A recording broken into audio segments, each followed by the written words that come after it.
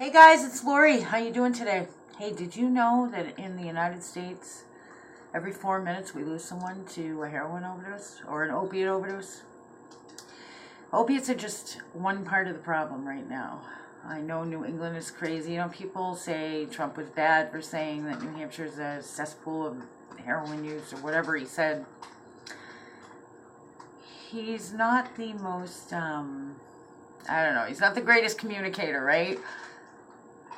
But it is right now, this beautiful, beautiful state. I mean, New Hampshire has everything. We have the ocean, we have the mountains, we have the lakes. New Hampshire is absolutely gorgeous. We also have a drug problem. We have heroin, we have other opiates, we have crystal meth. It's out of control. Okay, we're losing people every 4 minutes. Are you dealing with this at all? Have you been touched by addiction in any way? You, someone you love? Let's talk. So I maintain that I believe that addiction is not only a physical, mental, emotional problem, it's also a spiritual problem. It destroys families, it destroys relationships, it destroys people. It can take your soul. Let's say alcoholism, for instance. There's a couple different sides of alcoholism. Alcoholism, true alcoholism, it's the only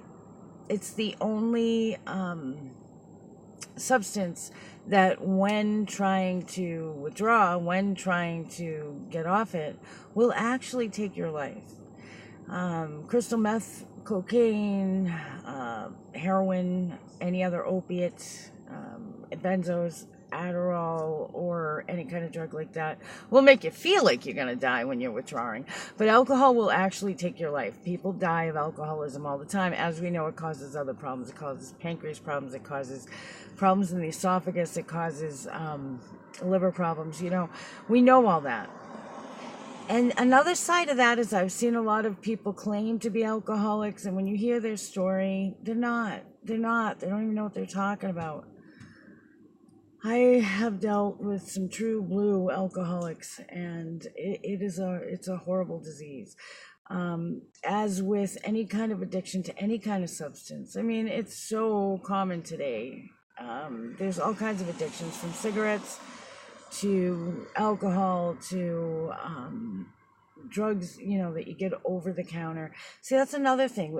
It feels, though, why I think that it's a spiritual problem too, is because Satan is very patient, and it seems that it just goes in this progression.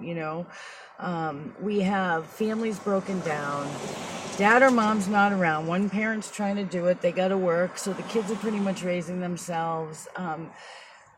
And I'm not, hey, if you're working and, I'm not putting you down. I know how it goes. We all got to work.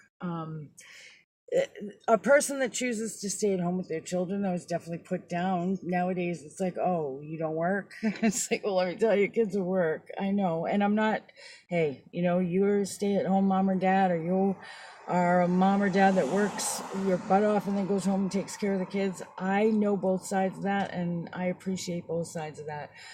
But what's happening is, like, we have the breakdown of the family, that, nobody takes a drug, whether it be alcohol, any kind of drug,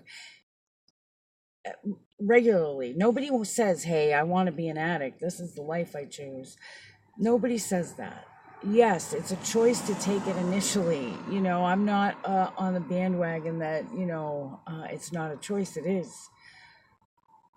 But nobody takes any kind of substance other than to cover the pain or to cover some sort of symptoms.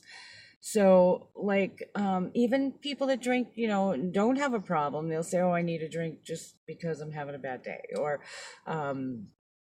whatever the case may be. If you start taking opiates for pain relief, or maybe for emotional pain relief, maybe because, I mean, obviously people take crystal meth to stay up, that initially, to stay up, to get done what they need to get done. They got too much going on. In this country, we drug our children. We drug everybody. You're going through something, they're like, oh, here, have this, and this. I remember when I got divorced, they gave me like a whole cocktail of medications. I threw them away because I thought, how am I ever going to get through this incredible pain if I can't even feel anything, you know? But a lot of people won't throw them away. A lot of people will just continue. Or say you're in physical pain, you're taking these opiates as prescribed, and next thing you know, your body's dependent on them. And then the DEA comes in and says, no, no more. And then all you've got to help you with this is either these legalized, glamorized drug dealers called methadone clinics, where they hoard people in like animals each day.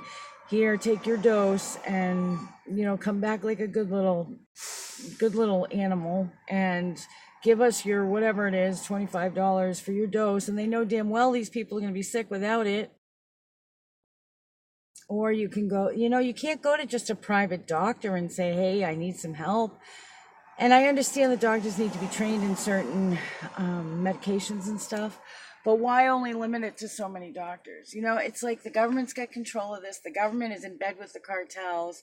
And I'm not trying to cause any kind of political, I'm not, I don't want to cause any kind of upset, but if you don't know what's been going on for the last, I don't know how many years, at least 8, 9, 10, with the drug cartels, then you must be living under a rock, or you're just not paying attention.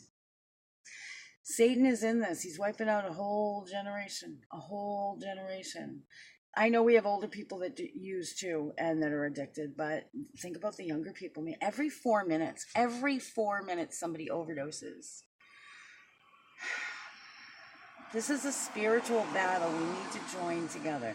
So if you are having an issue with addiction, or if somebody you love is having an issue with addiction, first I want to say to you, walk in love, okay? Walk in love, because so many people of the world will tell you to throw people away. And I know sometimes you have to turn your back. I know sometimes you have to say, all right, enough, I can't do this anymore. I know that. I understand that.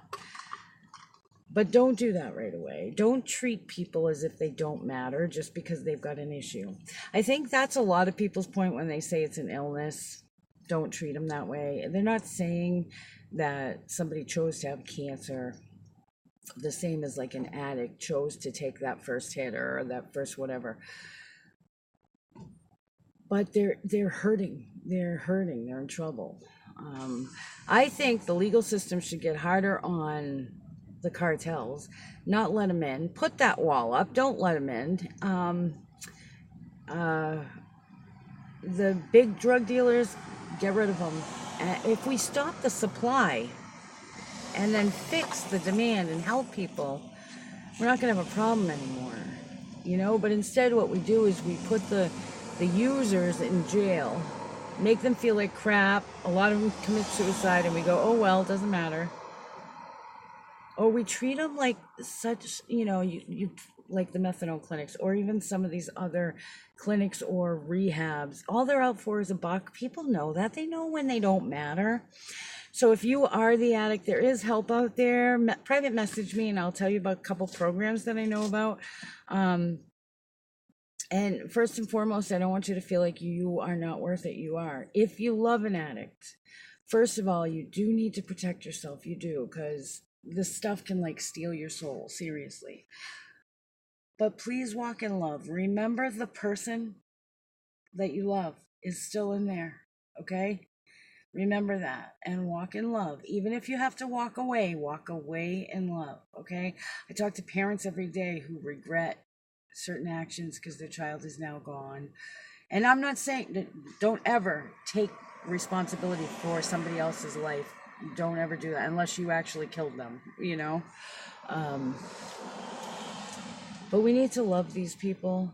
Society treats them like shit. Seriously, excuse my language. We need to pray for them. I really do believe it's spiritual warfare. And if more people would stand up instead of treating these people like, hey, it's your own damn fault. I hear people that proclaim to be Christians or spiritual people say, I ain't helping that person. Look at what they're doing. I beg to differ. We got to help the people. Okay, guys, I'll talk to you soon.